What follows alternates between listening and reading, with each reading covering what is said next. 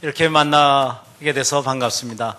저도 딸이 둘 있는데 둘째 아이가 아직 대학교 4학년입니다. 근데 휴학하고 요즘 영어 공부한다고 잠깐 방학 직전에 나가 있던데요. 그거 아마 1학기 휴학을 하고 가 있던데 여러분들하고 비슷한 나이 아닌가 이렇게 생각이 됩니다.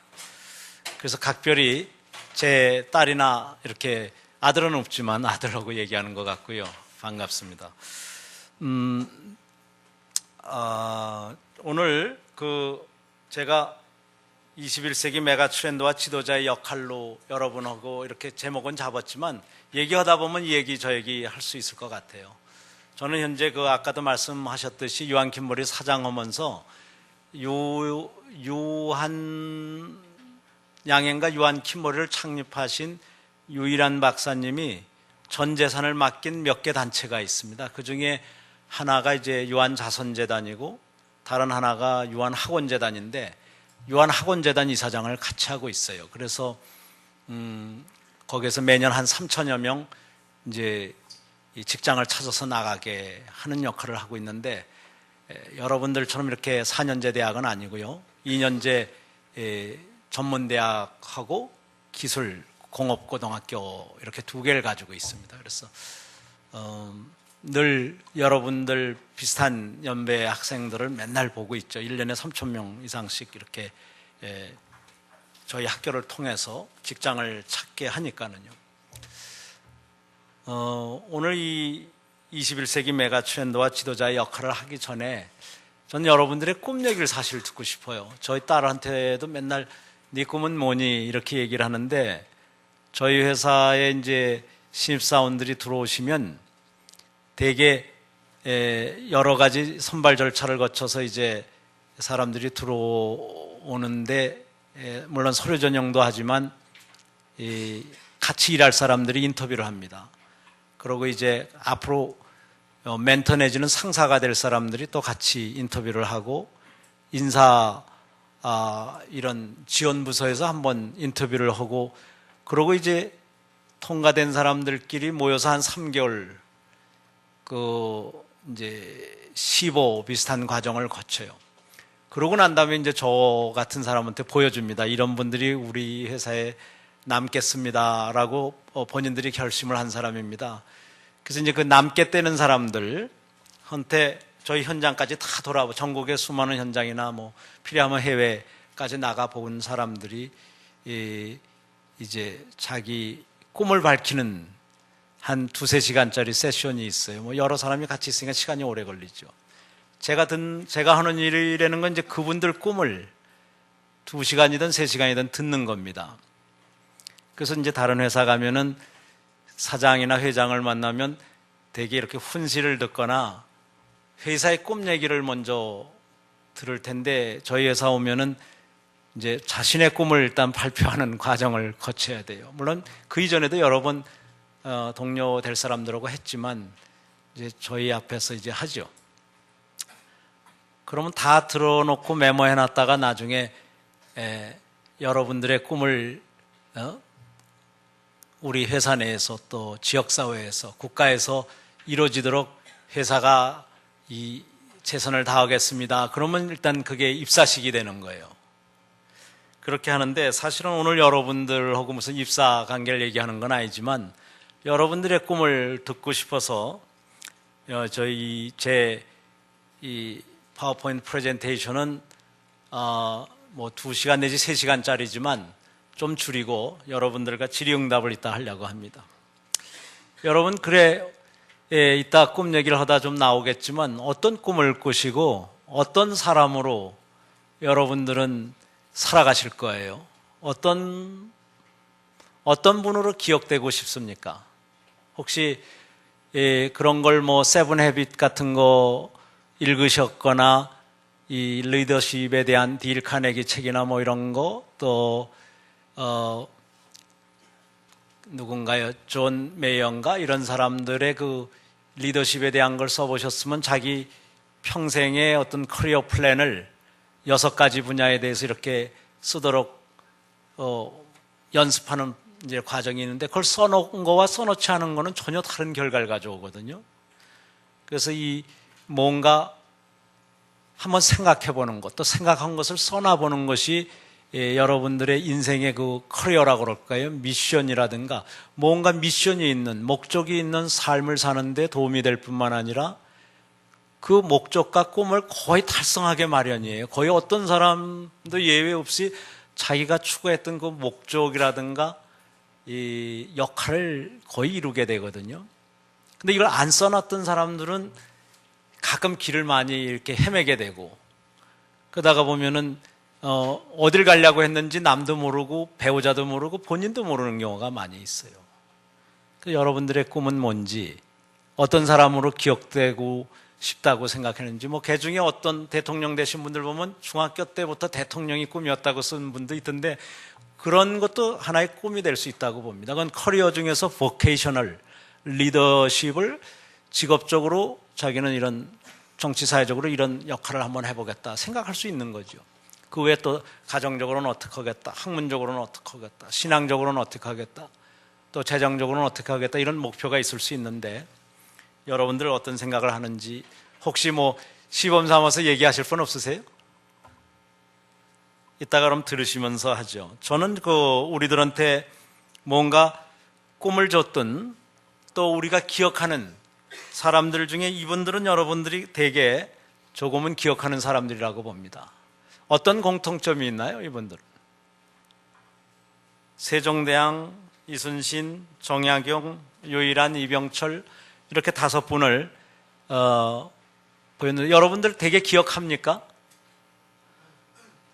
근데 이분들 외에 아마 1억 명은 지난 몇백 년 사이에 태어났다 지나갔을 텐데 나머지는 잘 기억 못 하잖아요. 왜 그렇습니까? 왜 나머지 분들은 1억 명 이상이 지나갔는데 왜 우리가 기억을 못 하는 걸까요? 여러분들은 혹시 이 5분과 아니면 이 5분과 비슷한 사람처럼 뭔가 기억나고 싶은 사람이 되고 싶습니까? 아니면 그냥 남들이 1억 명 다 우리 선조들이 아니면 몇 억 명이 그냥 그렇게 살다 갔으니까 나도 따로 무슨 역할을 찾지 않고 따로 꿈을 갖지 않고 따로 기억되고 싶지 않다, 이렇게 생각할 수도 있다고 봅니다. 저는 이 꿈이 있는 인생, 목적이 있는 인생, 그러니까 그렇지 않은 인생은 굉장히 다른 길을 간다고 생각이 됩니다. 세종대왕은 꿈이 있었어요. 이 나라 말싸움이 너무나 어려워서 서민들이, 일반 우리 국민들이 너무 어려움을 많이 겪는 이 꿈을, 이 어려움을 극복시키는 꿈을 가지고 있었어요. 그래서 세계 인류 역사상 언어를 창제한 사람을 기억하는 유일한 언어, 한글을 만들어. 전 세계에 이런 언어가 어디 있으며 이런 역사와 이런 그 민족이 어디 있습니까? 수천 개 언어가 있고 그 중에 큰 언어 그룹만 하더라도 수백 개가 되는데 그 중에서 한글만이, 우리말만이 창제자를 가지고 있는, 그리고 거기에는 아주 숭고한 목적이 있었고 500년이 지난 지금 와서 이렇게 보면은 이렇게 디지털 오리엔티드 랭귀지가 없는 거예요. 도대체 우리 휴대폰 자판을 보면 세계에서 가장 많은 기능이 들어가 있을 수가 있어요. 왜냐하면 자음 모음 숫자가 24개밖에 안 되는 것도 장점인데 다시 그 중에서 모음을 보면 전부 바에다가 점을 어디다 찍느냐에 따라서 오우, 아오 모든 게 표시되게 돼 있어요. 이런 어떤 혁명을 일으켰어요. 이 양반은 전 세계에서 독창적인 어떤 이런 국민이 될 그런 가능성을 이미 이 한글을 만들면서 한 겁니다. 근데 이때 잘 보시면 24개 이상의 주요 언어를 가지고 있는 나라를 일일이 이 학자들이 다 방문해서 벤치마킹하고 다시 그것을 우리의 입의 모습과 혀의 위치와 이의 위치, 목구멍과 천장, 이거의 위치를 다 감안해서 우리 한글을 만드셨거든요. 이순신도 한번 보시면 왜 기억합니까? 퍼포스가 있었어요. 미션을 가지고 있었어요. 롤을 가지고 있었어요. 우리 국가를 외란으로부터 지키겠다는 생각을 이율곡과 함께 진작에 합니다. 하나는 문인으로서, 하나는 무인으로서 왜구가 큰 전쟁을 일으킬 것을 미리 내다봅니다. 그러면서 거북선과 같은 이런 그 병기를 만들어내고 민심을 모으고 해전술을 개발합니다. 세계에 아주 드문 해전술들을 개발하는데 이 거북선도 대단하지만 그 해전술, 하객진법이라든가 수많은 그 전술이라는 것은 세계가 지금도 정말 가장 천지인을 다 활용한 그런 이 혁명으로 이렇게 치고 있는데요. 혁신이라고 치고 있죠. 목적도 있었고 방법도 혁신적인 사람들이에요. 정약용 선생님 여기 봤더니 들어오다 보니까 이게 타산 경제관이더군요. 타산 경영관. 그런데 정약용 선생은 어떻습니까? 이 양반이 발명한 실학자기도 하지만 얼마나 발명한 것들이 많습니까? 이 기중기를 포함해서. 수원성. 수많은 것을 발명했기 때문에 단순히 이분이 저 유배 가서 산 지역의 이름을 타산이라고 붙여서 차가 많이 나는 이런 이 마을로 만들고 이래서 뿐만이 아니라 차 문화는 물론이지만 수많은 이 혁신을 이뤄냈고 그리고 민중을 살리고 국가를 부흥시킨, 물론 지방관리로서 주로 일했습니다만 굉장한 사람이었거든요.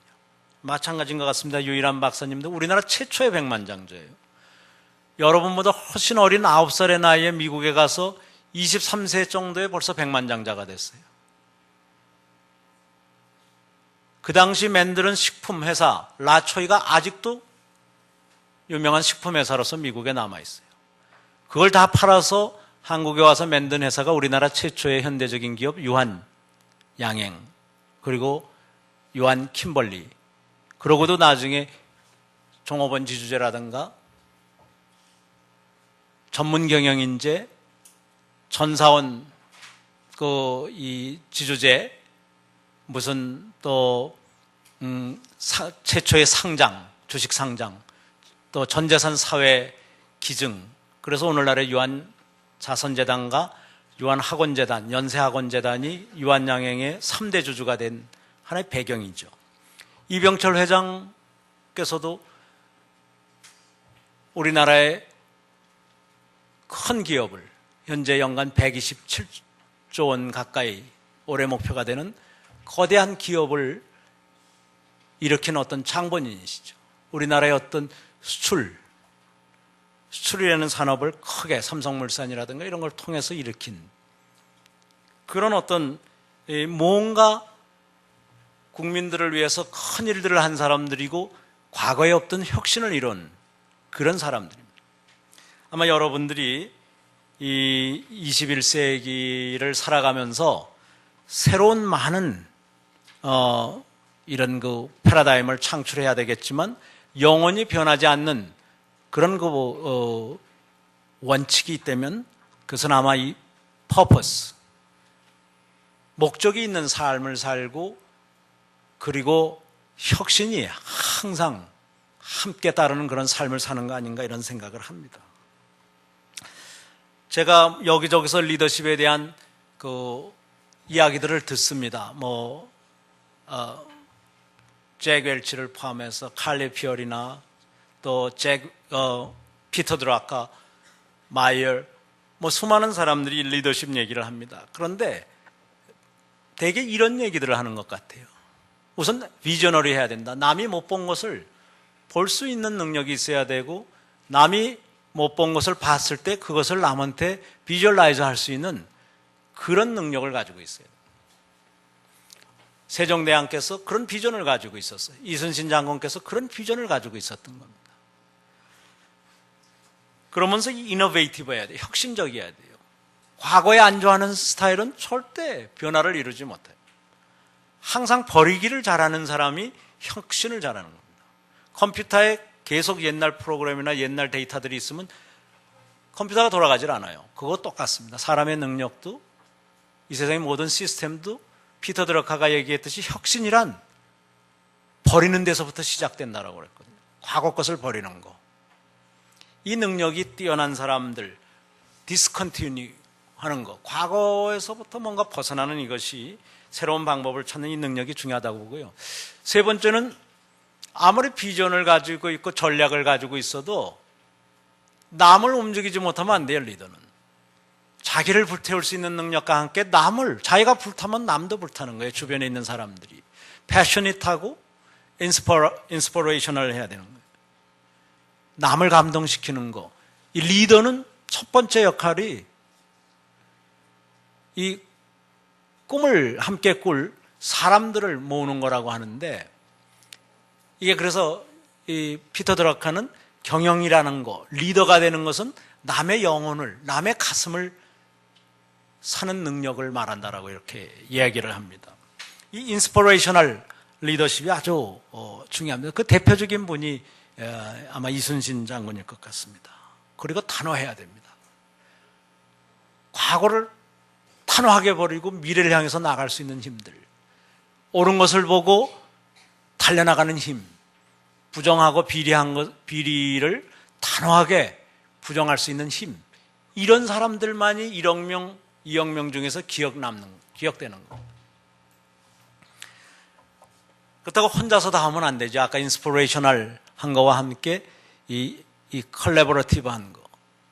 그래서 21세기는 특히 커넥트 앤 컬래버레이션에서 경쟁력이 온다고 합니다. 접속을 누구와 하느냐, 그리고 어떻게 협력을 이뤄내느냐에 따라서 21세기의 경쟁력이 일어나고, 태반은 왜 30년 안에 다 망하느냐, 25년 내 64%의 기업이 사라진다고 합니다. 50년 사이에 93 내지 4%의 기업이 사라진다고 합니다. 창업한 지. 왜 사라지느냐? 그 다음 번은 이 후계자가 없기 때문입니다. 탤런트 빌딩이 안 되면, 후계자가 없으면, 나무도 후계수가 없으면 천년까지 잘 살던 나무나 숲이 어느 날 다 죽어버려요. 왜 그러냐면 후계수를 자기 아들나무나 손자나무를 기르지 않으면 그렇게 되거든요. 사람도 조직도 똑같은 거죠. 이 6가지가 이 리더십의 특징이라고 합니다. 특히 이 21세기에는 10대 조류가 존 네이스빗이 여러 책에서 썼는데, 그 중에서도 가장 먼저 나왔던 이 책에서 보면 정보화 사회가 세계를 다 바꾼다. 하나의 지구체제로 바꾸고 참여민주주의 사회로 이렇게 바꿔나가고 그러는데, 이 중에서 특히 우리가 눈여겨봐야 될 건 하이테크와 함께 필요한 이 하이터치. 사람을 감동시킬 수 있는, 영혼이 있는, 정성이 들어있는 감성적인 이런 요소가 들어가 있는 이런 제품들이 단순한 하이테크 제품보다 훨씬 앞서간다는 것이고요. 이제 중앙집권적인 방식은 통하지 않는다는 거죠. 기업이나 국가나. 그런데 아직도 기업들은 이 중앙집권적으로 가면서 위기로 몰려가는 기업들을 아마 여러분들은 우리나라 주변에서 많이 볼 겁니다. 이 정보화의 특색은 수십만 명이 동시에 일할 수 있는 거가 정보화의 특색인데, 중앙집권적인 거에서는 수십만 명이 동시에 일할 수 있는 기회를 막는 거거든요. 그렇기 때문에 미래지향적인 조직이 아닌 거죠. 그래서 아직도 중앙집권적인 사고를 가지고 있는 리더는 가끔가다 큰 사고를 칩니다. 범법행위를 한다라든가, 전 세계적으로 비난을 맞을 일을 한다라든가, 반인륜적인 일을 한다든가, 반민주적인 일을 하게 돼요. 그러면서 보이콧의 대상이나 법적 제재를 받는 이런 대상이 되는데, 왜 그러냐? 비판이 없는 조직. 중앙집권적인 조직은 항상 그런 겁니다. 마치 이것은 갬블링과 같은 거예요. 잘 나가는 듯한데 목돈을 다 모아서 마지막 배팅한 그것이 망하게 되는 거나 비슷하게, 이 전체주의적이고 이 중앙집권적인 조직은 21세기에 망할 수밖에 없게 돼 있는 거예요. 시간 문제인 거죠. 그러면서 21세기는 이 네트워크, 커넥트 앤 컬래버레이션, 이것을 어떻게 해내느냐. 그럼 커넥트 앤 컬래버레이션의 자격은 뭐냐? 여러분들이 이것을 눈여겨봐야 될 것 같아요. 여러분들은 그럼 커넥트 앤 컬래버레이션의 자격을 가지고 있느냐? 내가 기업에 들어가는 것도 커넥트입니다. 그럼 기업은 나를 무슨 이유 때문에 고용을 하는가?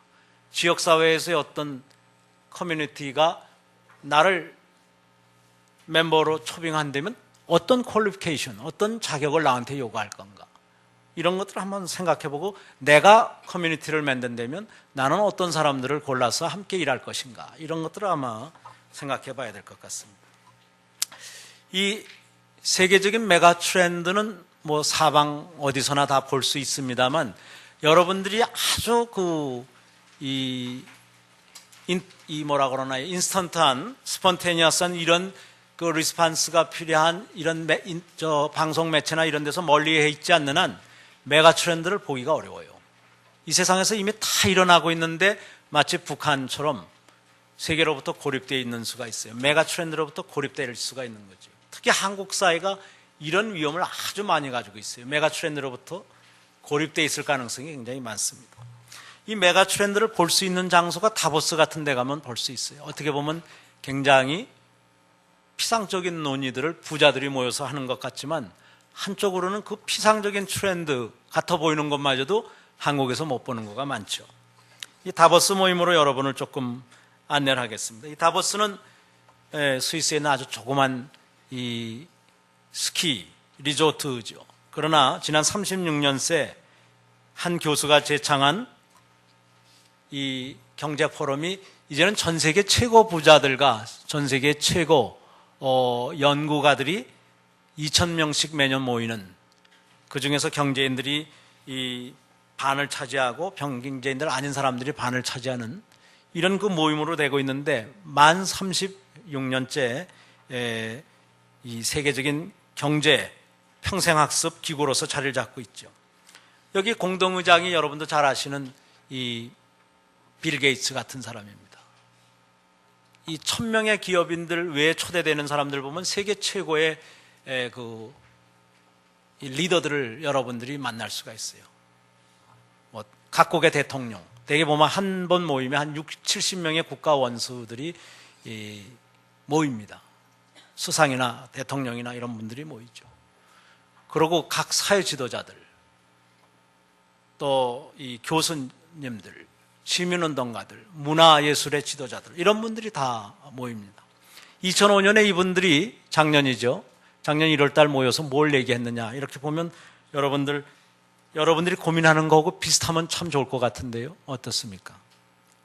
빈곤의 문제, 그 다음에 세계화에 따른 이 균형 감각, 균형성 내지는 이 양극화 문제를 어떻게 극복할 것이냐, 기후변화를 어떻게 대처할 것이냐, 평생학습 이런 걸 어떻게 이룩할 것이냐 하는데 여러분들 이거 많이 고민하십니까?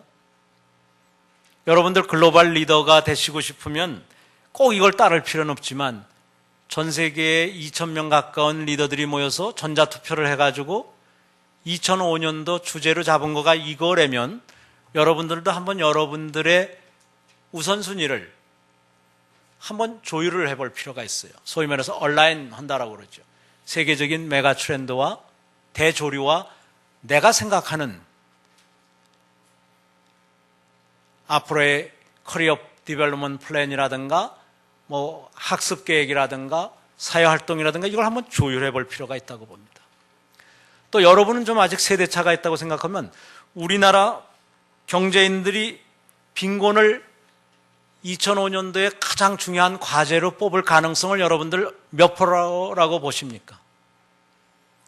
우리나라 경제인들 중에서 빈곤의 문제를 가장 자신의 문제로 생각하는 사람들이 있다라고 생각하시면 여기 한번 손 좀 들어보세요. 여러분들 부모님들 중에도 경제인들이 계실 텐데 여러분들이 아는 수많은 경제인들이 있는데 우리나라 경제인들은 왜 이렇게 다보스에서 모이는 사람하고 다르다고 여러분은 생각합니까? 왜 양극화를 이 사람들은 두 번째로 높은 자기네들의 책임이라고 생각하고 있습니까? 양극화를 극복하는 것은. 이게 학생 때부터 다른 거 아닐까요, 혹시? 여러분들이 어른이 되면 저절로 이런 사람들이 되는 게 아니고 어떻게 되면 대학 시절부터 다른 길을 가고 있는지 모릅니다. 아니면 그 이전에 중고등학교 때부터 집안에서 지역사회에서부터 우리는 다른 길을 가고 있는지 모릅니다.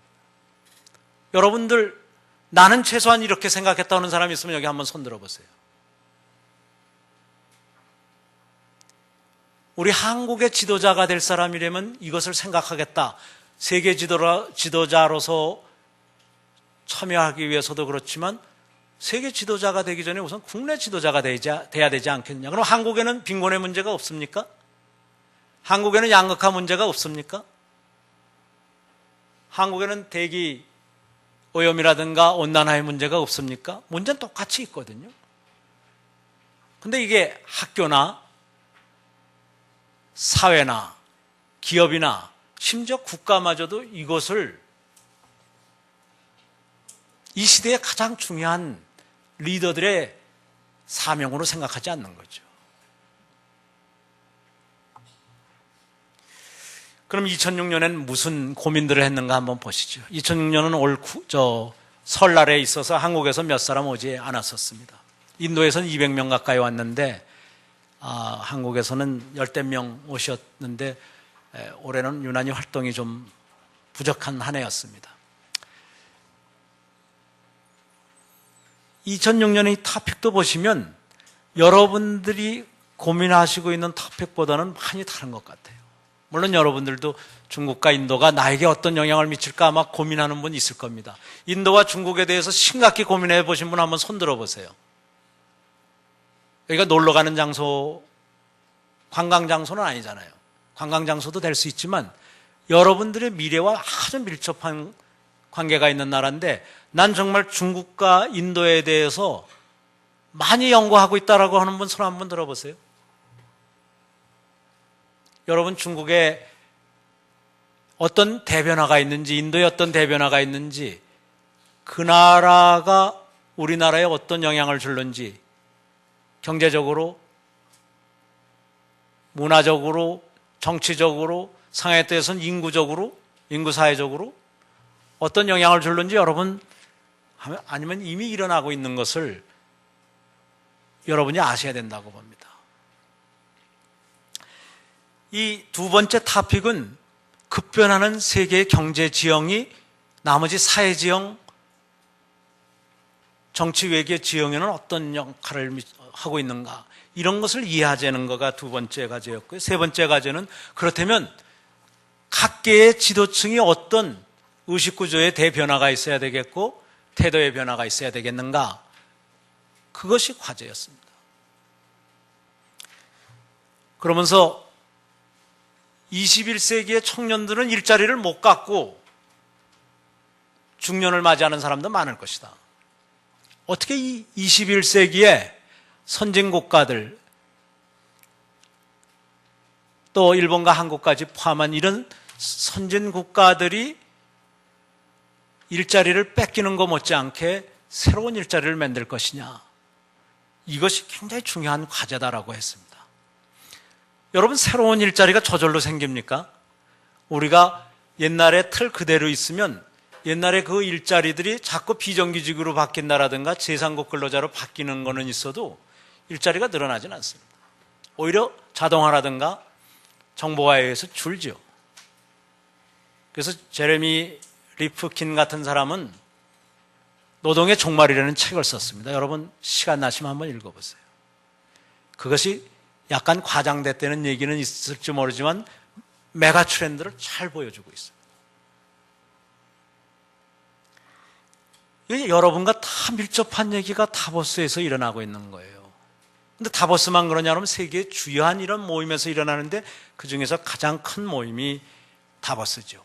물론 UN 같은 기구도 있습니다만 UN은 조금 정치적인 또 국제 질서 이런 쪽에 더 약간 비중이 높다고 봐야 되겠죠. 이 2006년도 그래서 세계 지도자들이 주력해야 될 일을 이렇게 꼽았습니다. 교육에 대한 투자, 지구촌 시민으로서의 리더십을 발휘하도록 뭔가 이 제도적으로, 문화적으로 바뀌어야 되겠다, 이런 것을 그 이야기를 했고요. 그러면서 투명성과 올바른 이 협치체제, 올바른 지배구조, 이것이 아주 그 국가든 국제기구든 지역사회든 모든 단체에 아주 필요하다. 그리고 이 신뢰가 기만행위를 하지 않는 이 신뢰보다 더 중요한 것이 없다. 전 세계가 이렇게 협력을 하려면. 그래서 이 협력을 하는 데 있어서 또 정보화 기술을 최대한 이용하는 데 있어서 그것이 금융 분야뿐만 아니라 거의 모든 분야에서 결국 신뢰가 중요하고 기만행위, 부정부패를 공동 대처해야 되겠다. 이렇게 그 얘기를 하면서 소비자들이 연대하도록 하고 소비자들이 보이콧 운동을 활성화하도록 해야 된다. 그래서 소비자도 사회를 개혁하고 국가를 발전시키고 세계적 협력이 올바른 방향으로 일어나도록 해야 된다. 이렇게 얘기를 하고 있습니다. 여러분들 혹시 좋아하실지 모르는데 이 독일의 앵겔라 메르켈 이 신임 여수상 이분이 제일 먼저 한 얘기가 이제 21세기는 20세기와 달라져야 된다. 특히 유럽은 달라져야 된다. 현재 정부 구조, 예산제도, 조세제도, 복지제도를 바꾸지 않고는 단절시키지 않는 한 새로운 유럽의 미래는 없고 선진국의 미래는 없다. 이렇게 얘기를 합니다. 정부의 주요한 조직이라든가 예산이라든가 조세제도를 전부 일자리 창출 중심으로 바꿔나가야 되고 새로운 21세기에 맞는 그런 쪽으로 바꿔가야지 중국과 인도가 저렇게 세계적인 자원을 독점하면서 일자리마저 다 쓸어가는 상황에서 그냥 재래식 방법으로 21세기를 선진국들이 가려고 그러면 청년들한테는 기회가 없다는 것입니다. 여러분 기회가 점점 늘어갑니까? 우리나라 청년들이? 통계적으로는 그렇지 않습니다만 실질적으로 외국을 떠도는 영어 학습생이라든가 기타 실업 신청을 하지 않아서 그렇지 실업인 사람이 150만 명을 넘습니다. 대학원졸과 대졸만 한 청년만도 35세 미만이 그렇습니다. 여러분들은 이 사회를 바꾸셔야 돼요. 그리고 여러분의 커리어 플랜도 바꾸셔야 되고 여러분들의 학습 방법도 바꿔야 되고 여러분의 여태까지의 고정관념 그것을 버려야 됩니다. 일자리가 생기겠지 이래서는 안 됩니다. 일자리를 만들어야 됩니다. 여러분만의 책임은 아니에요. 나라가 같이 만들어야 됩니다. 또 기업이 같이 만들어야 돼요. 시민사회도 힘을 합해야 된다고 봅니다. 또 하나 빌 클린턴 같은 사람은 앵겔라 메르켈이 이 국가 예산 이 정부 조직 조세제도 이런 거에 개혁을 주장한 데 이어서 빌 클린턴은 이런 얘기를 했습니다. 수천 명, 한 1000여 명 이상이 모여서 일부는 심지어 서서 듣는 이 모임에서 빌 클린턴은 두 가지 질문을 받았어요. 당신은 현재 전직 미국의 대통령으로서 뭘 가장 고민하느냐? 그랬더니 기후변화 얘기를 하면서 문명사회 최대의 위협이 가까이 오고 있고 이미 전 세계에서 지구온난화의 피해를 많이 보고 있고 그러는데도 여기에 대처하지 않는 것이 정말 한스럽다. 이렇게 얘기해서 그거는 작년에도 우리 다보스에서 얘기했던 거고 지금 세계적인 기후변화 협약이 비준에서 움직이고 있고 또 새로운 기술도 나오고 그러니 그럼 그 다음 당신이 고민하는 거가 뭐냐? 두 번째 질문을 물었어요. 그랬더니 또 한참 이 고민하다 역시 내가 두 번째를 꼽는다면 그거는 양극화의 문제다. 이 양극화가 지도층이 함께 고민해야 될 일이지 지금 현재 직업이 없는 청년들이 직업 있는 아버지 세대의 분들과 했을 때 아버지 세대는 책임이 없고 지금 직업 없는 청년들만 책임이 있느냐? 그거 아니다라는 거예요. 같이 책임이 있다는 거예요. 지금 중소기업들이 어렵고 대기업들은 이런저런 이유로 인해서 세계화가 되면서 그래도 유지가 되고 있는데 그럼 중소기업만의 책임이고 대기업은 책임이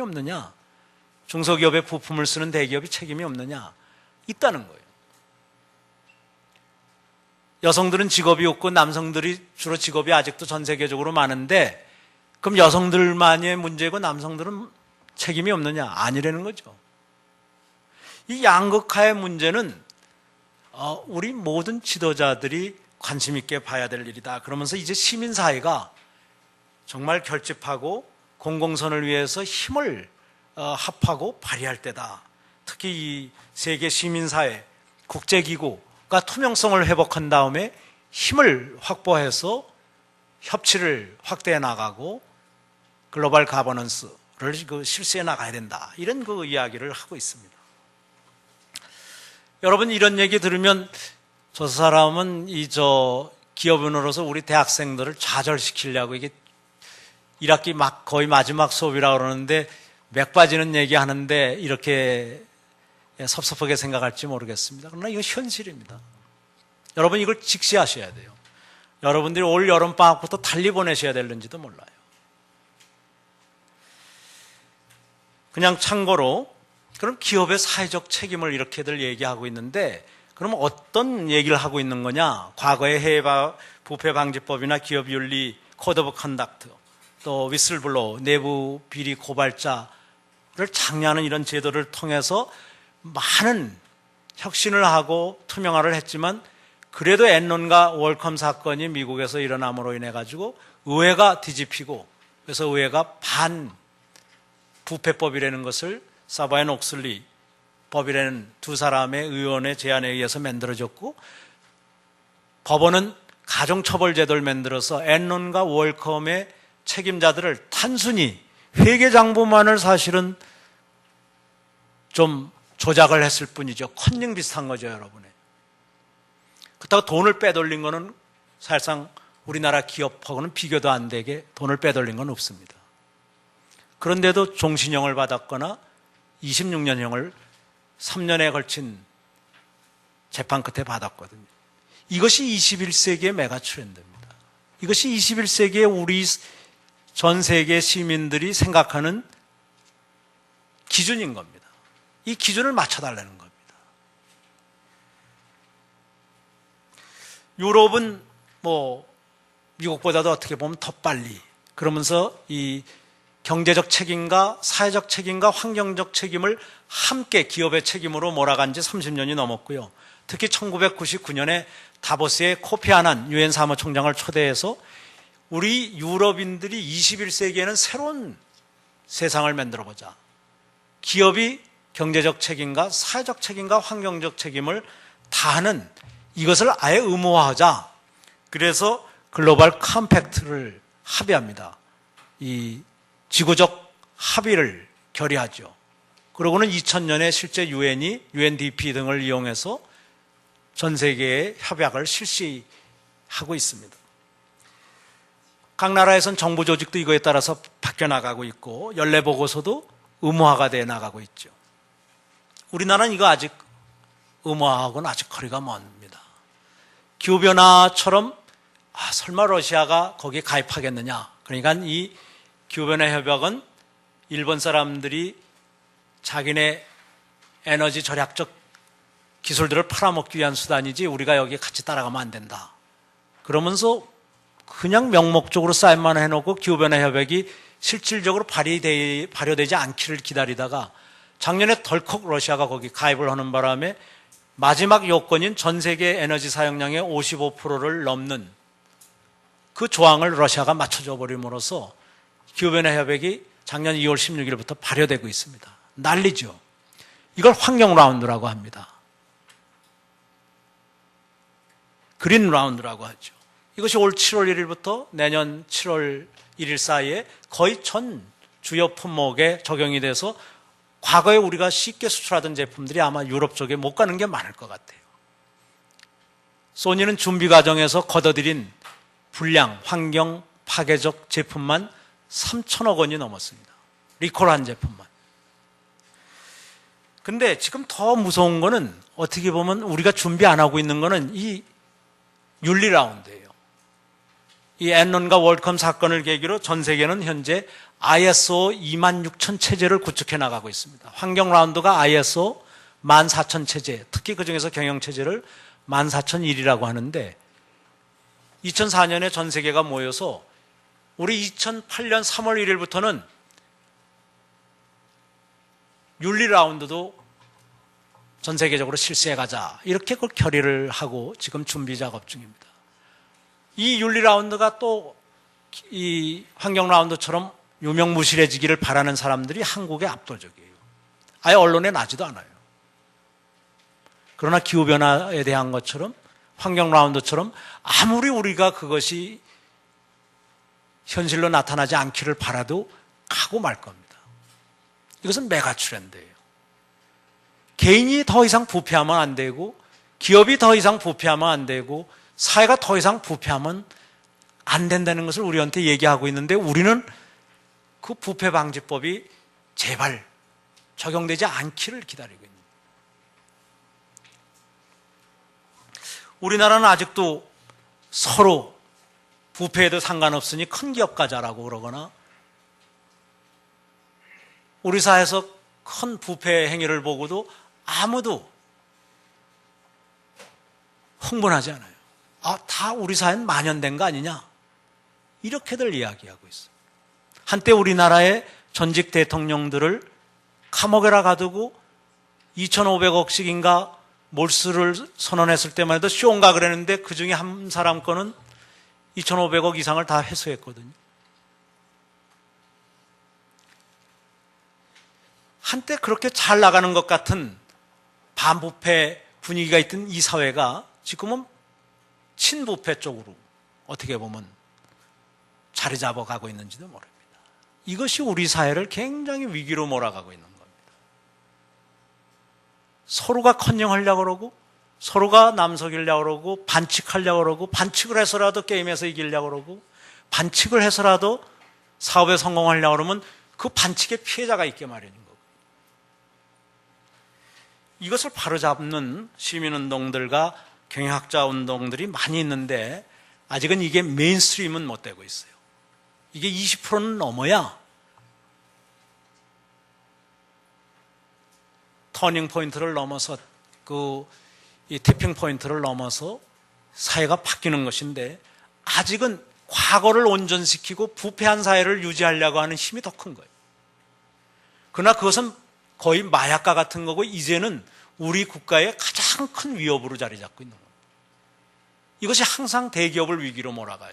나중에 보면 내부에 민주주의가 없다든가 내부에 비판할 분위기가 안 되기 때문에 회사가 굉장히 위기로 몰아가고 반민주적이거나 반사회적이거나 반윤리적으로 가거나 반환경적으로 가는데도 제지할 힘이 없다가 어느 날 갑자기 큰 사건이 펑펑 터지는 거거든요. 이거 여러분들의 힘으로 막아야 됩니다. 여러분들이 미래를 생각한다면 막아야 됩니다. 국제사회에서 우리 신인도가 우리가 세계 10대 경제대국이 된 거라고 보기에는 정말 눈 뜨거울 정도로, 낯 간지럽고 이럴 정도로, 불과 104개 국가만을 이 다보스 모임인 월드 이코노믹 포럼에서 비교했는데 그 중에 61위를 한 거예요. 세계에 있는 205개 국가를 다 한다면 아마 122쯤 할 겁니다. 이것이 한국에 대한 세계적인 평가인 겁니다. 그것도 경제인들이 이게 무슨 도덕군자가 우리를 이렇게 평가했다면 좀 저희가 도덕군자가 얘기한 거 그럴 수도 있지 이러겠지만, 다보스에 모이는 경제인들이 우리 한국 사회를 보는 우리들의 뒷모습인 겁니다. 우린 뒷모습을 못 보고 다니거든요. 이게 남들이 우리를 보는 모습이고 여러분들의 미래를 결정하는 그런 세계적인 인식인 겁니다. 이것을 어떻게 단절하고 새로운 미래를 창출해 나가느냐, 우리 사회를 한마디로 지난 20세기의 패러다임을 버리고 수단과 방법을 안 하고 돈만 많이 모으면 됐던 그 시기를 버리고 이제 국제사회에서 신뢰를 얻고 새로운 일자리를 많이 만드는 그러한 쪽으로 가려면 우리는 과거를 버리는 절차가 필요하고 새로운 미래를 창출하는 그런 그 혁신의 과정을 필요로 하는 겁니다. 지금 이것을 자꾸 뒤로 미루다가 보니까 IMF도 한번 겪었고요. 도대체 우리 국가가 부담한 돈이 얼마입니까? 우선 공적 자금만도 160조 원. 그 다음에 모든 가정에서 금을 모아서 파는 거가 한 4조 원. 그런 거 모자라서 나중에 아파트 붐 일으키고 벤처 붐 일으키고 그것도 나중에 모자라니까 2000년에 와서는 크레딧 카드 붐을 일으켜서 지금 수백만 명이 크레딧 카드의 희생자가 됐고, 물론 그 크레딧 카드를 비싼 이자를 내면서까지 길바닥에서 주는 그 크레딧 카드를 가지고 열심히 전자제품도 사주고 자동차 제품도 사주고 아파트도 사주고 이래가지고 일단 한쪽으로 돈은 몰렸어요. 그러나 이게 우리 국가의 경쟁력을 높인 건 아니지 않습니까? 400만 신용불량 가정을 만들었고 국가재정에 150조 원 이상의 부담을 만들어줬고 가계부채를 300조 이상을 그 짧은 시기에 150조도 안 되던 이 가계부채가 450조를 넘어서는 그 대가를 치르고선 이게 얻어낸 것인데 왜 꼭 그런 방법으로 해서 한쪽 재산을 몰아서 다른 쪽으로 주는 그 방법밖에 못하느냐는 거예요. 우리 자체의 파일을 키우는 거, 외국의 투자가 우리나라의 증권시장에 한만희식으로 뭔가 투기적인 자금이 몰리는 게 아니라 중국처럼 연 650억 달러, 65조 원이 매년 10년째 몰려드는 그런 사회를 왜 못 만드느냐는 거예요. 우리가 중국보다도 신용도가 낮아서 그런 거거든요.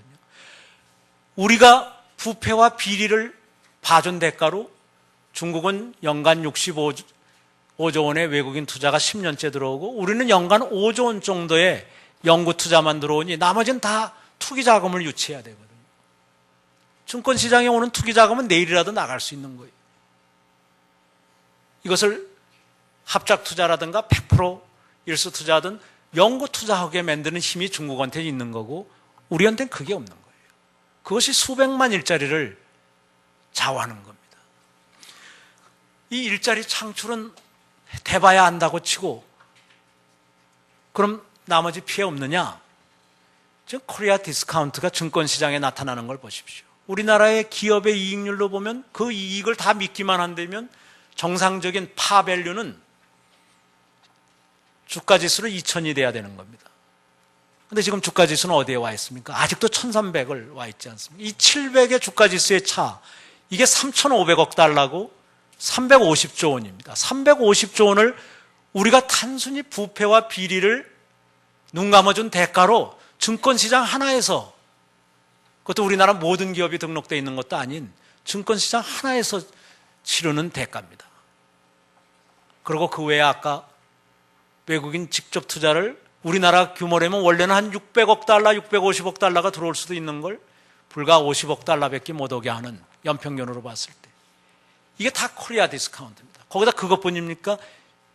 그 돈을 꼬을 때 또 비싼 이자를 내지 않습니까? 이 코리아 디스카운트라는 건 우리 생활 곳곳에서 우리의 미래를 좀 먹고 있는 겁니다.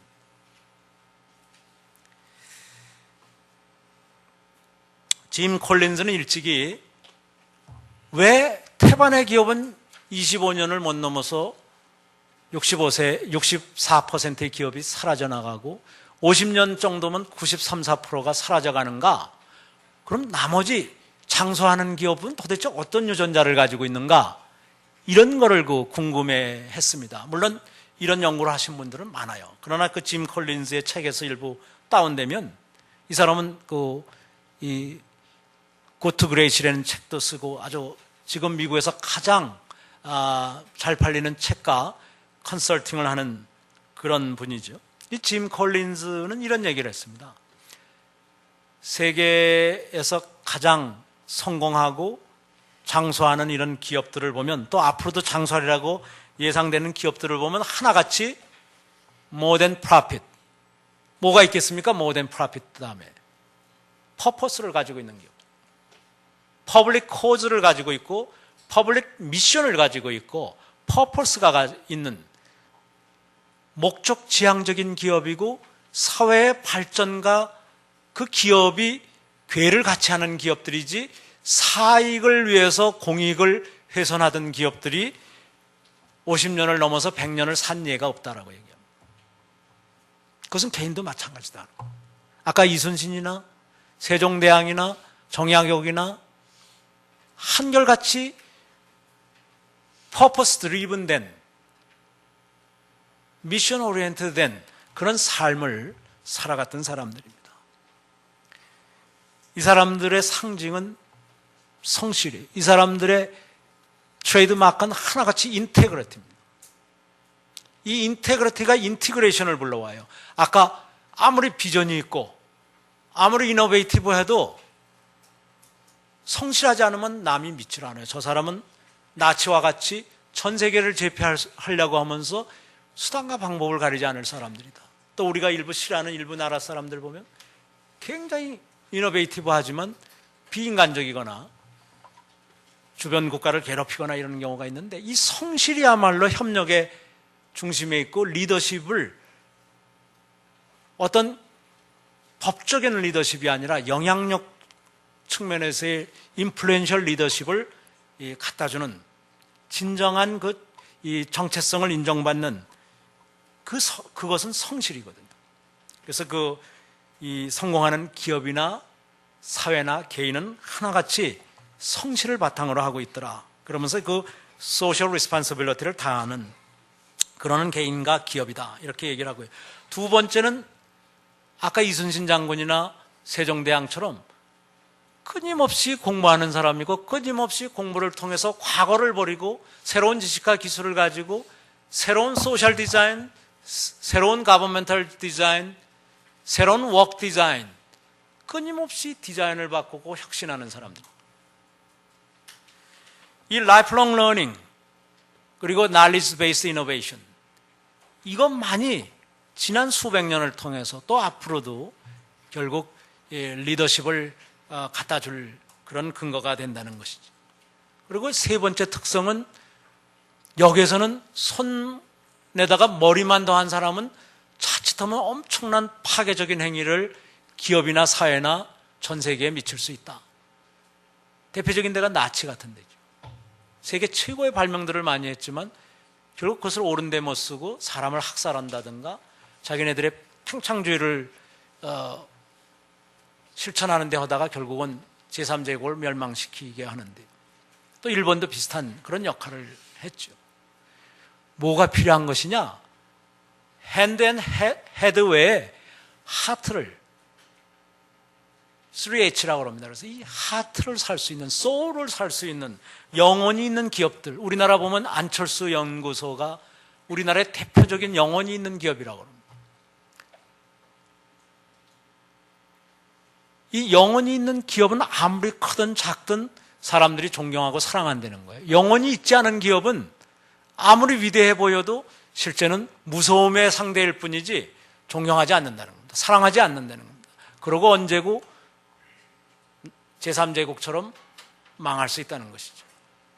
이 모든 구성원들이 주인이 되게 하는 것, 그 주인이 가능하게 하는 투명성과 이런 분권화가 되어 있는 것, 그래서 모든 주인이 앙트레프레너십을 가지고 있는 혁신적 기업가가 되게 하는 것, 그것이 결국은 이 성공하는 요인이더라. 소수가 수만 명, 수십만 명, 수천만 명 이런 것을 끌고 가던 조직은 항상 내부 비판이 부족해가지고 나중에 잘못된 결정을 내리고 그것이 몰락으로 이뤄간다. 이렇게 이야기를 합니다. 잭 웰치를 2001년에 은퇴하던 그 해에 찾아뵀었습니다. GE에 갔더니 GE의 성공 요인을 이야기하는데, 자기는 기술적인 요인은 나중 문제였다. 자기는 40세까지는 머리가 좋은 사람을 찾아 헤맸지만은 이 사람들이 일으키는 거대한 외부 불경제, 사회 파괴, 환경 파괴를 보고는 집안에서 나는 이익이 아무리 많아도 집 바깥에 남한테 그거보다 몇 배 큰 피해를 일으켰다면 그 사회를 위해서 나쁜 짓을 한 것이기 때문에 경제적 성과는 무의미하다. 즉 인터널 이코노미가 익스터널 디스 이코노미보다 작다면 말도 안 된다는 것이죠. 그것은 마피아들이 하는 일이라는 것이죠. 남의 것을 빼앗아서 내 것으로 넣는 것이죠. 환경 파괴는 쉽게 이해가 갈 겁니다. 내가 여기서 물건을 생산하고 대기 오염을 시켰는데 우리 회사가 1조 원의 이익을 냈지만 국가가 10조 원의 대기 오염 처리 비용을 내게 된다면 그거는 국가적으로 옳지 않은 거, 사회 발전에 역행한다는 것입니다. 환경 발전, 환경 보호에 역행한다는 것이죠. 마찬가지로 사회 쪽에서도 내가 원가를 1조 원을 절약을 했지만 사람을 줄이고 평생학습을 없애고 이래가지고 그것을 통해서 우리나라 작년 통계 보면 14조 원의 직장 내 사고가 3만 명이 나서 3만 명이 죽고 9만 5천 명이 다치면서 14조 원의 경제적 피해까지 일으켰다고 그러는데 이 14조 원의 경제적 피해만 하더라도 기업이 부담해야 된다는 거예요. 나라가 부담할 일이 아니라는 거예요. 그런 것들이 다 이 잭 웰치는 EHS 퍼포먼스에서 얘기를 합니다. 기업은 어떤 조직이나 기업이나 할 거 없이 ethically, 윤리적으로, environmentally, 그리고 health and safety wise integrity를 가지고 있어야 된다. 이렇게 얘기합니다. 윤리적으로, 환경적으로, 그리고 보건, 안전 측면에서 완벽하지 않은 기업은 사회에 해를 끼치는 것이다. 이렇게 그 규정을 하면서 법이라는 것은 최소한의 기준이지 법을 지킨다고 해가지고서는 기술적 수준이 계속 더 잘할 수도 있는데 또 가정을 보호하고 사회를 보호할 수 있는데 그것을 유기하는 그런 책임을 유기하는 것은 결국 반사회적이고 반환경적인 행위다. 이렇게 그 얘기를 합니다. 그러면서 이 회장된 처음 3년을 전부 이 문화를 제도적으로도 완성하지만 문화를 자리 잡게 하기 위해서 애를 쓰고 그 다음 17년 동안은 기술적인 이 혁신을 합니다. 그것이 식시그마 운동이나 바운더리 리스 오가니제이션도 문화적 기술적인 게 합해 있고 무엇보다도 체인지 액셀러레이션 프로세스라는 변화의 가속화 이 기술을 이 지혜의 핵심 역량으로 확보하게 됩니다. 근데 그 바닥에는 이 윤리적 건전성과 완벽성을 먼저 추구한 거죠. 그래서 안전한 직장이 가장 생산성이 높고 사고가 안 나는 직장이 가장 원가가 낮더라. 그리고 환경 배출물을 안 내는 그런 기업이 가장 이 효과적이고 효율적인 그런 자원 관리를 하기 때문에 성공할 수밖에 없다. 이것을 전 사원들의 전자 출입증에다 새겨 가지고 다니게 한 겁니다. 이걸 20년을 실시한 겁니다. 이 칼리 피오리나가 고별 강연을 한국에 하러 왔었어요. 이 사람이 2004년 10월 달에 한 달 후면 아마 은퇴를 할 걸 본인도 대충 알았을 텐데 일단 고별 방안을 해가지고 한국 사람에 대한 칭찬을 엄청나게 하면서 자기는 한국민을 가장 존경한다. 지난 35년 사이에 이렇게 큰 경제적 성장을 한 국가가 어디 있느냐. 이거 피터 드러커가 그 책에서 한 얘기입니다. 그걸 그대로 그 칼리 피오리나가 얘기를 합니다. 그래서 저 양반이 참 책을 열심히 읽었구나. 피터 드러커가 친한국 그 대표적인 경영학자고 그 다음에 많은 그 한국민에 대한 기대를 이야기하는데 칼리 피오리나가 그 얘기를 하는가 보다 그러는데 거기서 한 걸음 더 나가서 이런 얘기를 합니다. 21세기의 경쟁력은 급변하는 기술 변혁기에 있기 때문에 누가 이 새로운 그 변혁기에 잘 대처하느냐에 딸렸다 이렇게 하면서 그 세 가지 C가 필요하다고 얘기합니다. 그 첫 번째 C는 누가 커넥트와 컬래버레이션을 잘하느냐, 누가 접속 상대를 잘 골라내고 접속을 실제 이뤄내고 그 다음에 협력을 이뤄내느냐, 커넥트 앤 컬래버레이션에 딸렸다 이렇게 얘기합니다. 그래서 두 번째는 커넥트 앤 컬래버레이션은 아무거나 하는 게 아니라는 거가 중요하다. 이 부분이 한국이 특히 그 관심을 가져야 될 거다 하면서 크레딧 카드 아무한테나 주지 않지 않느냐. 우리들의 휴대폰 전화번호라든가 인터넷 주소를 아무한테나 주지 않지 않습니까? 비교적 아는 사람들한테 주죠. 자기의 가장 소중한 것일수록 예민한 것일수록 남한테 안 주고 아는 사람들한테만 줍니다. 그 아는 사람들이 어떤 사람입니까? 믿는 사람이거든요. 그래서 21세기의 경쟁력은 믿게 만들고 믿었기 때문에 접속되고 협력의 대상이 되는 것이다. 그럼 이 믿는 게 어떤 걸 믿게 만들어야 되느냐? 첫째는 역량을 믿게 만들어야 된다. 기술적 역량이 있어야 된다는 겁니다. capability가. 그러나 다른 하나는 더 어쩌면 중요한 것은 캐릭터라는 겁니다. 품격이 있는 기업이어야 되고 품격이 있는 사회여야 되고 품격이 있는 사람이어야 돼서 그 사람은 정말 믿어도 되겠다. 이럴 때 협력의 대상이 되고 신입사원이 되는 것이지, 영어를 아주 잘하지만 굉장히 대인관계가 나쁘게 됐다라든가 공익을 중요시 여기지 않을 가능성이 있다라든가 협력을 잘 못한다고 그런다면 아무리 영어를 잘해도 아니면 아무리 천재적인 특허를 많이 대학원 다니면서 이미 만들었다 하더라도 협력의 대상은 안 된다는 겁니다. 윤리적 신뢰가 기술적 신뢰 못지않게 중요하고 어쩌면 더 중요하다. 그래서 이 윤리적 신뢰와 기술적 신뢰, 이것이 접속과 협력의 기준이 되는 것이고, 이것을 확보한 사람, 확보한 기업, 확보한 사회만이 21세기의 선도자가 될 거다. 이렇게 그 얘기를 했습니다. 피터 드러커는 그 60년이 넘는 우리나라, 아니 전 세계 현대 경영학의 창시자자, 60년이 넘는 경영 컨설팅 활동이나 교수 활동을 통해서 95세에 돌아갈 때까지 많은 책을 썼습니다. 그래서 미국인으로서 드물게 자유 메달도 받고, 우리 한국에서도 그 추모 모임이 이 지난 3일 동안, 오늘까지 4일 동안 한국에서 열렸었는데, 이분이 한 책에 보면, 쓴 책에 보면 이런 게 있습니다. 사회 리더들의 책임, 특히 경영자의 책임은 경영자는 사회적 신념과 응집력, 통합성을 훼손하지 않으면서 기업을 운영할 책임이 있다. 진실로 공익에 속하는 것은 그것이 무엇이든지 간에 기업 그 자체에게도 이익이 되도록 만들어야지,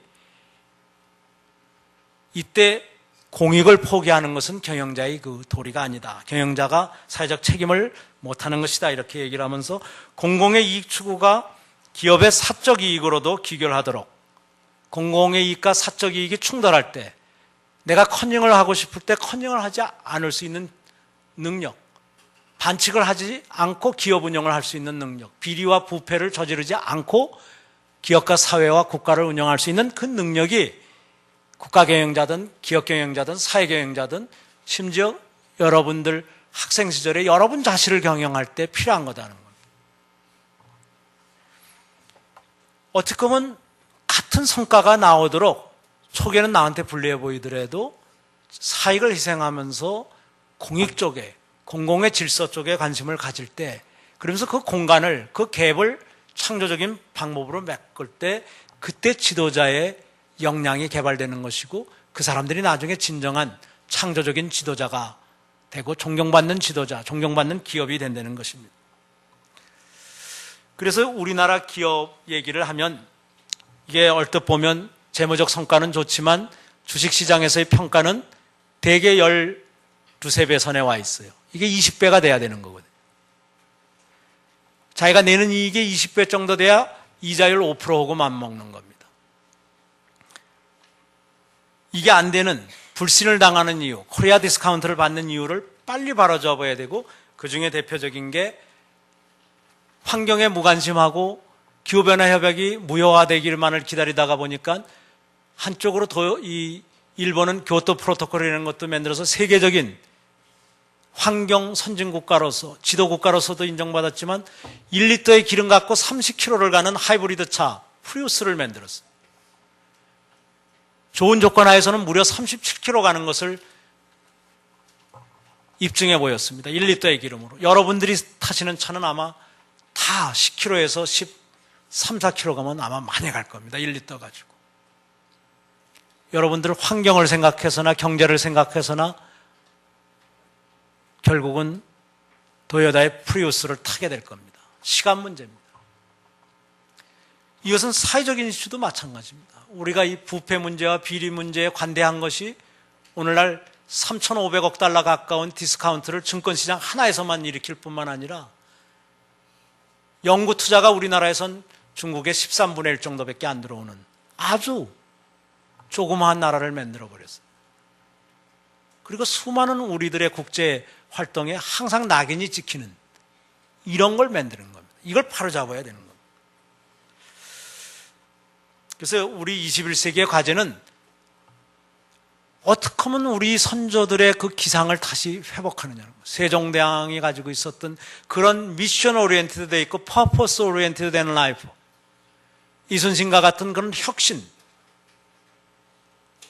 혁신을 공익을 위해서 쓰는 그 능력들, 이런 것들을 확보하느냐 하는 것 같아요. 그래서 고신뢰 사회를 구축하고 그리고 지식 기반 기술 혁신 체제를 우리가 우리 대학 시절부터 그리고 학교에서, 기업에서, 지역사회에서, 지방정부와 국가기관에서 바로 잡아야 된다고 합니다.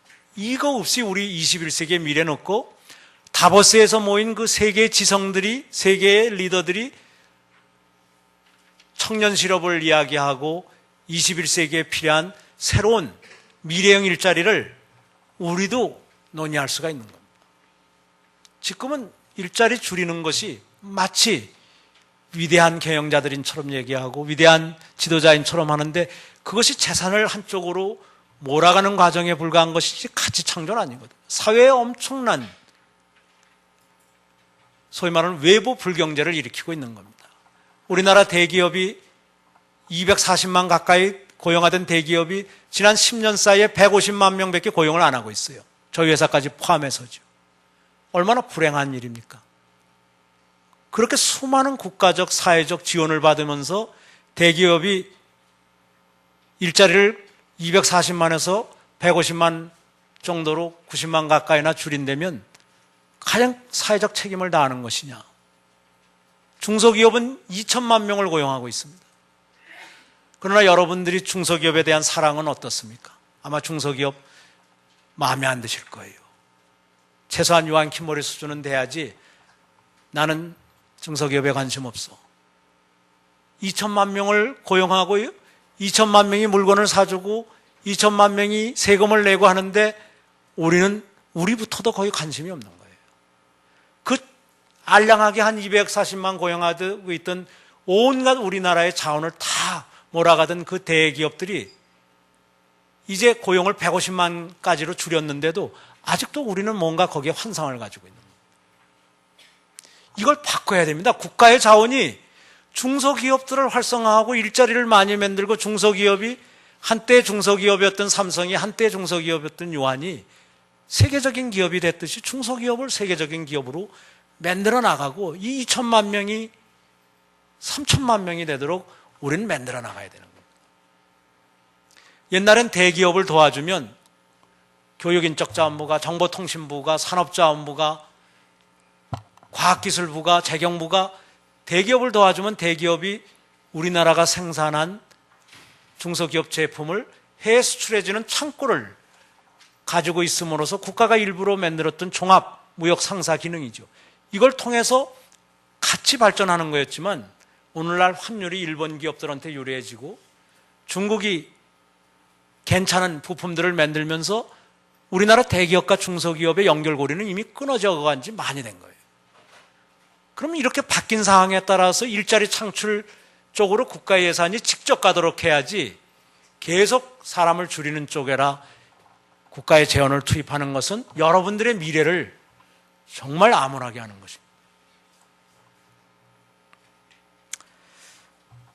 이 지속 가능한 사회를 만드는 것, 지속 가능한 경영을 하는 것, 이것이 필요하고 거기에는 이 지식 경영과 영혼이 있는 경영, 이것이 아주 중요하다는 말씀을 드리면서 결국 21세기의 리더들은 아까 6개의 리더십, 비저너리 해야 되는 거, 이노베이티브 해야 되는 거, 인스피레이셔널 해야 되는 거, 디사이시브 해야 되는 거, 컬래버러티브 해야 되는 거, 탤런트 빌딩하는 이런 것을 실질적으로 말로만 얘기하지 않고 자기가 속한 단체나 정부기구나 기업이나 대학에서 실천해야만 되는 거예요.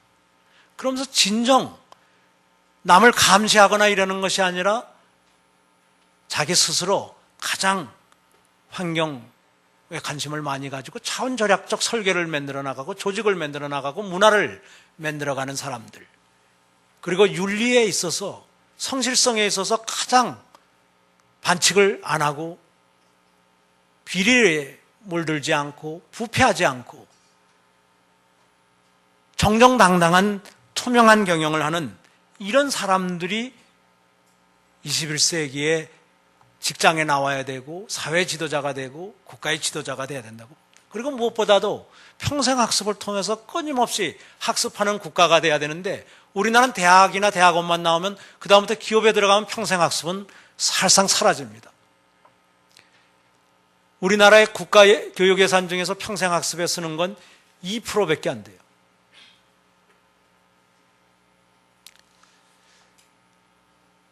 다시 그 대기업과 중소기업을 보면 대기업 쪽엔 88% 내지 90%의 대기업 근로자들은 계속 공부할 기회가 있는데 2천만 명이 있는 중소기업은 10%도 평생 학습할 기회가 없어요. 과로 속에서 사실상 이 지식과 기능의 후퇴 속에서 점점 비정규직화하든가 경쟁력을 잃어버리는 겁니다.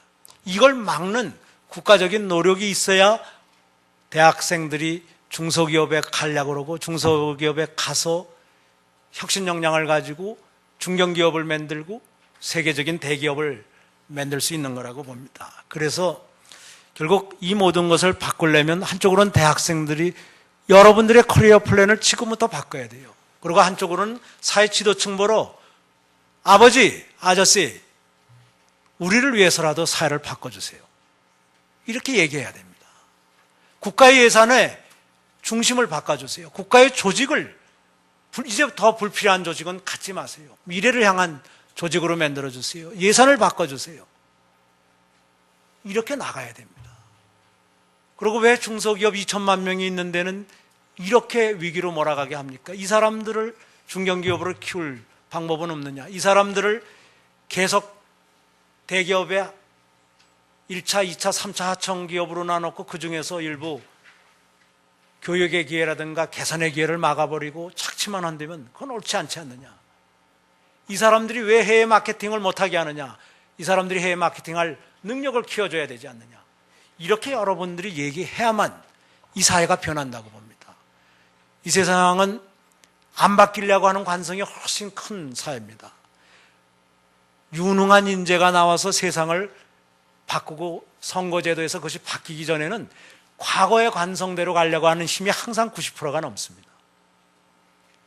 이거를 바꾸는 사람들은 아주 소수들인데, 이 소수들을 진정하게 힘을 갖게 하는 것은 여러분들 스스로가 이제부터라도 정말 이 성균관 대학에서만이라도 컨닝이 없는 사회를 만들고 반칙이 없는 사회를 만들고, 그러고 진정하게 투명한 공명정대한 그런 경쟁을 하시면 그때 세계적인 여기 학생들이 태어나는 거고 세계적인 대학이 되는 거고, 여러분들을 서로 많은 기업들이 국내에서 초빙해 가고 이러는 거라고 생각이 됩니다. 여러분들 여기까지 여러분들에 대한 책임만을 자꾸 얘기하고 우리나라 또 이 사회적 책임의 중요성 이런 걸 얘기했는데요. 이런 사례들은 여기 뒤에 무수히 많습니다. 이 정도에서 여러분들과 한번 대화를 하면서 여러분들은 어떤 고민을 하고 있는지 한번 얘기를 들어보시기로 하죠. 여러분은 어떤 꿈을 가지고 있는, 왜 좌절하는지, 왜 쉽게 사회에 소위 말하는 여러분들한테 불리한 그런 관성에 여러분들의 몸을 맡기는지, 왜 과감히 단절의 시대를 이루고 과감히 혁신의 주도자가 못 되는지, 이런 얘기를 포함해서 여러분들의 꿈을 한번 이야기를 해보시죠. 여러분, 저도 그 대학 시절을 거치고 대학원 시절을 거치고 많은 세월을 거쳤지만 사실 그 컨닝을 안 해본다는 거가 쉽지 않을 것 같지만 저는 제 기억에 평생에 한 번도 컨닝을 해본 적이 없습니다.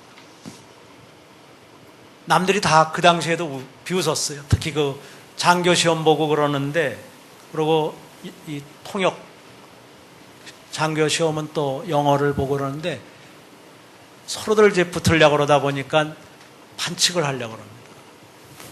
근데 그때 반칙한 사람은 계속 그것이 자기의 인생의 침이 됩니다. 셰익스피어 비극의 주인공들은 자기가 꿈꾸던 그 권좌에 올라간 그 순간부터 갑자기 내가 이왕이면 수단이 공정했더라면, 그러면서 그 비밀한 수단을 썼던 거, 음침하고 파괴적이고 이런 것을 썼던 것을 후회하면서 그 비밀을 아는 사람을 주변에서부터 제거해 나갑니다.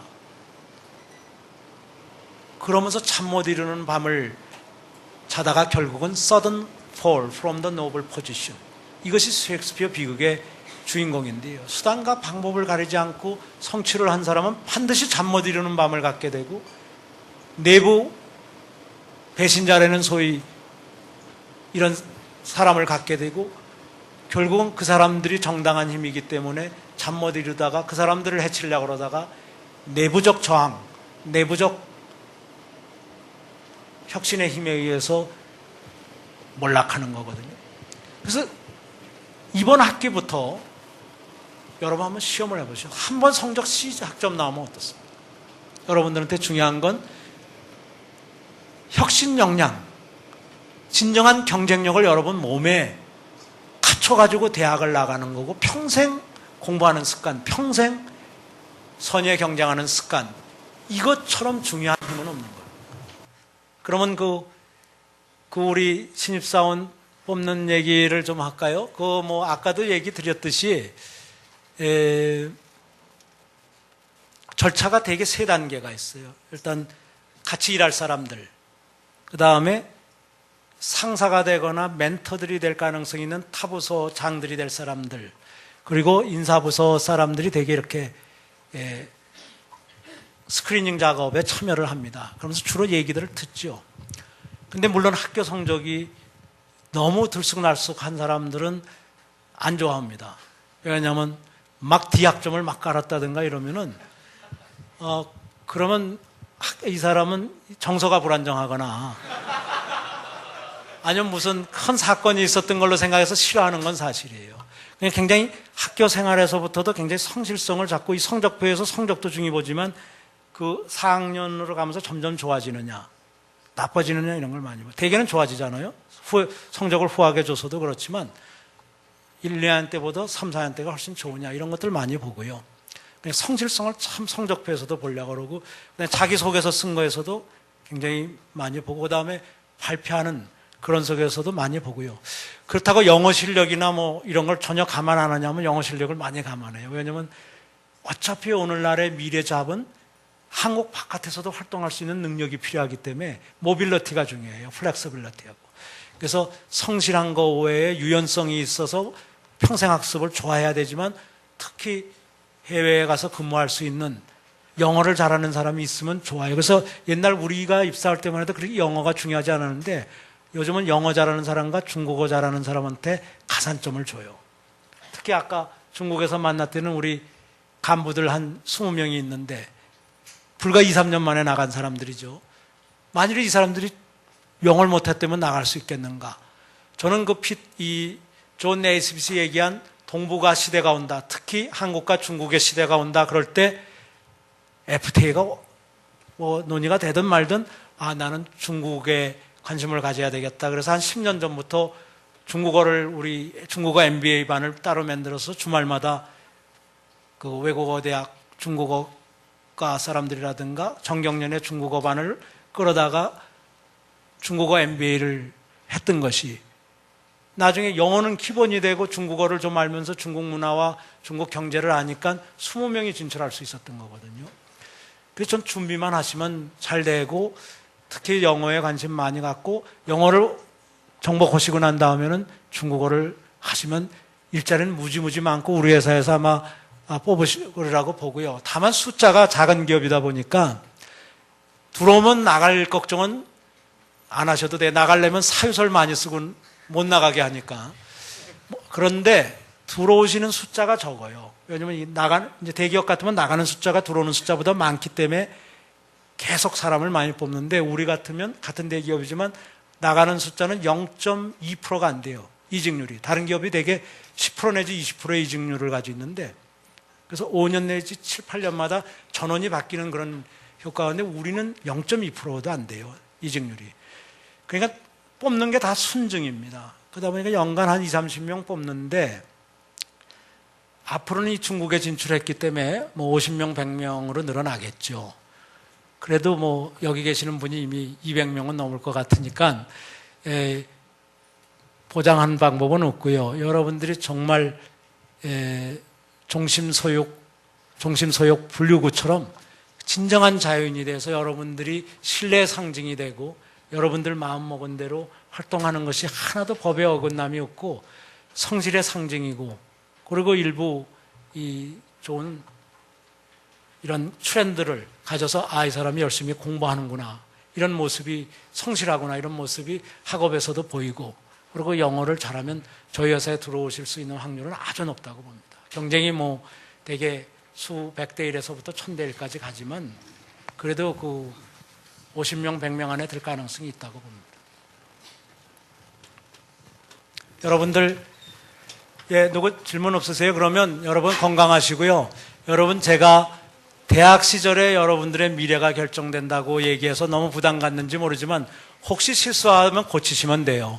그러나 지금 여러분들의 인생의 퍼포스, 인생의 목적, 인생의 어떤 사명, 사회적 역할 그것을 뚜렷이 하면서 그것을 꿈으로 만들고 그것을 주변과 나누고 그것이 여러분들을 늘 평생 그런 어떤 사회적 역할이나 목적과 여러분의 철학과 가치관이 항상 여러분의 수호신이 돼서 여러분을 정직하게 만들어주고 성실하게 만들어줘서 신뢰의 상징이 되면 여러분들은 아까 이순신처럼 세종대왕처럼 정약용 선생처럼 된다고 저는 장담할 수 있습니다. 여러분 건강하시고요.